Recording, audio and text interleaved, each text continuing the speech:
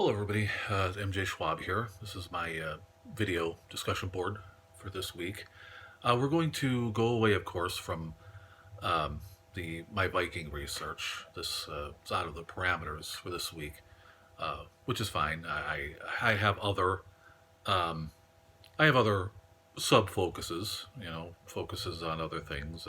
One big thing that I love is the Panic of 1837, the economic situation that was put onto the um, old frontier America in the 1830s is one subject that I like quite a bit. The other one is so I do like some American history.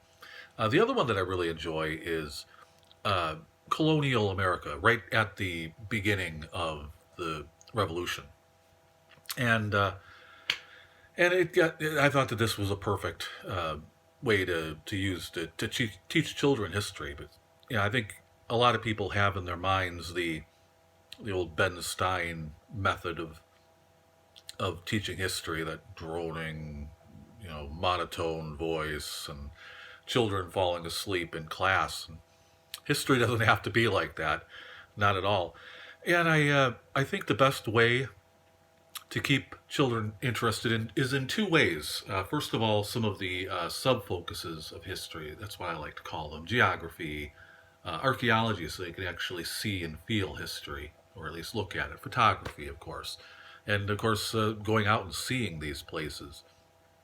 I do some education through interpretation at the museum that I work at as a volunteer, although nothing's working right now. That's closed. The library's closed too. I like to read to the youngsters. Um, but I think that's the best way to teach kids. Also, the other way is teaching that history is about us, humans. And so this topic does that very well. Um, One of my big things is how on Earth a bunch of rebels can beat the biggest army and navy in the world at that time. And it was because of communication and geography. It's just as plain and simple as that. Um, a lot of information was disseminated and passed along, diffused in the meeting halls and public houses. Public houses are also taverns. And there's some really good um,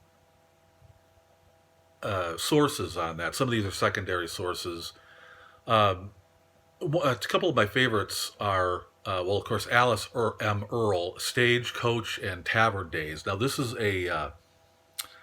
um, a source that goes all through history on how important it was for information to be transmitted in these ways.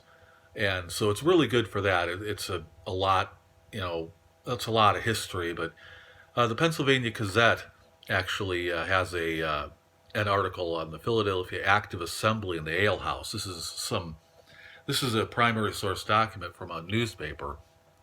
Um, they wanted to keep people out of the ale houses. This was where dissension was being fomented, and so these sources, both primary and secondary sources, are very important. Another one I like really well is the Kim Rice from 1983 from the journal Early American Literature 14, pages 46 through 54. The chapter is entitled Early American Taverns for the Enlightenment of Friends and Strangers. And this is an interesting one because it starts to give an idea of how information could be transmitted between these places and down the roads, and how people can find some cohesion at these places. There were restaurants. There were a lot of things. Um, Another example of human history in this period is the letters between John Adams and Abigail Adams. This is on the Evans Early American Imprints. All these letters, and I'm just going to focus in on one letter. It's actually a letter from John Adams to Abigail Adams, and I think this explains it perfectly what I'm talking about. for the human history end of it. There's some other examples that I have right after this, but this is very important. He's answering a letter from Abigail Adams. She's apparently talked about, and I've seen that letter. I do know for a fact that she has talked about her family.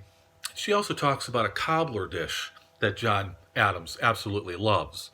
It's the recipe's been lost to history, but it's something she made for John Adams and many others, and it's talked about quite a bit. This cobbler dish. And John Adams, you can tell he's given information. They're gonna have to run. They're gonna have to run westward from Philadelphia. He's doing. This is in 1775. Warfare has broken out, and he and the rest of the Continental Congress they're running west, west in Pennsylvania, and he's writing this letter in this interim. And it's not harrowing necessarily, but he is giving information that this is what's happening. And I think this is a perfect example. And there's also primary sources there in the same early American imprints on meetings at like places like Faneuil Hall, the Green Dragon Tavern, the Old South Meeting Hall, all of these places. And I realize I'm just bringing up the Boston area. There were these kind of places in Virginia and Philadelphia as well. But somebody from history. This is an important person from history named William Cooper. He was the town clerk of Boston in 1770, actually all the way to at least 1772.